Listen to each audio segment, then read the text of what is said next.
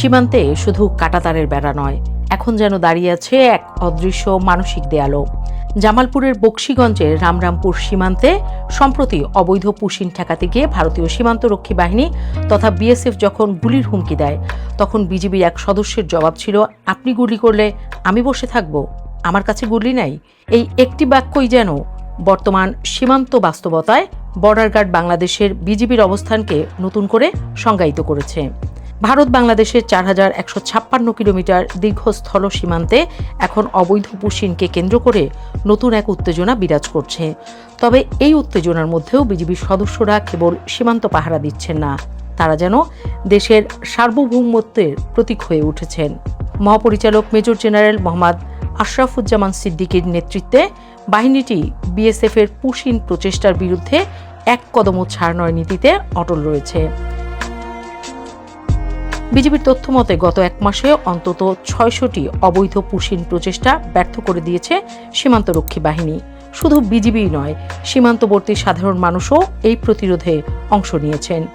শিশু কিশোরদের গাছের মগডালে উঠে নজরদারি করার ছবি ও ভিডিও সামাজিক যোগাযোগ মাধ্যমে ছড়িয়ে পড়েছে। জোয়ান বুড়ো সবাই যেন সীমান্ত রক্ষার এই লড়াইয়ে এক কাতারে। কুষ্টিয়ার দৌলতপুর উপজেলার প্রাকপুর সীমান্তে বিএসএফের পুশিনের চেষ্টার 3 দিন পর শূন্যরেখায় অবস্থান করা নারী শিশু সহ 12 জনকে ভারতীয় বাহিনীকে ফিরিয়ে নিতে বাধ্য হতে হয়েছে। প্রতিটি সীমান্তে বিজিবির সর্বোচ্চ সতর্ক অবস্থানে রয়েছে। জোরদার করা হয়েছে টহল, গোয়েন্দা নজরদারি ও অপারেশনাল কার্যক্রম। রাতের অন্ধকারে নজরদারির জন্য ব্যবহার করা হচ্ছে থার্মাল ও ইনফ্রারেড ড্রোন। এদিকে পুশিন ও সীমান্ত হত্যা ইস্যুতে দিল্লিতে অনুষ্ঠিত বিজিবি বিএসএফের 57তম মহাপরিচালক পর্যায়ের সীমান্ত সম্মেলনেও বাংলাদেশের অবস্থান ছিল কঠোর। বিজিবির মহাপরিচালক বিএসএফ প্রধান প্রবীর কুমারকে পুশিন বন্ধ ও সীমান্ত হত্যা শূন্যের কোটায় নামিয়ে আনার জন্য কার্যকর ব্যবস্থা নেওয়ার আহ্বান জানান। বিজিবির প্রেস উইং জানিয়েছে, সম্মেলনে বাংলাদেশের পক্ষ থেকে 31টি এবং ভারতের পক্ষ থেকে 21টি এজেন্ডা উত্থাপিত হয় এবং আলোচনার ভিত্তিতে জয়েন্ট রেকর্ড অফ ডিসকাশন উভয় পক্ষ স্বাক্ষর করে। তবে সম্মেলনের পর বিজিবির অবস্থান নিয়ে সামাজিক যোগাযোগ মাধ্যম ও বিভিন্ন মহলে নানা অনুমান নির্ভর বক্তব্য, বিভ্রান্তিকর বিশ্লেষণ ও বিকল্প তথ্য ছড়ানোর প্রবণতাও দেখা যাচ্ছে।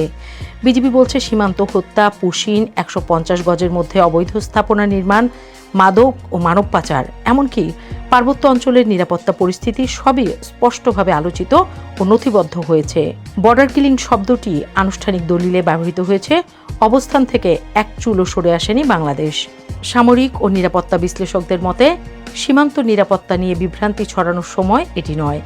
সীমান্তে দিনরাত অতন্দ্র প্রহরায় দাঁড়িয়ে থাকা সদস্যদের মনোবল ভাঙার বদলে জাতীয় স্বার্থে তাদের পাশে দাঁড়ানোই এখন সময়ের দাবি। কারণ সীমান্ত শুধু একটি ভূখণ্ডের শেষ রেখা নয়, এটি একটি জাতির আত্মমর্যাদারও শেষ প্রাচীর।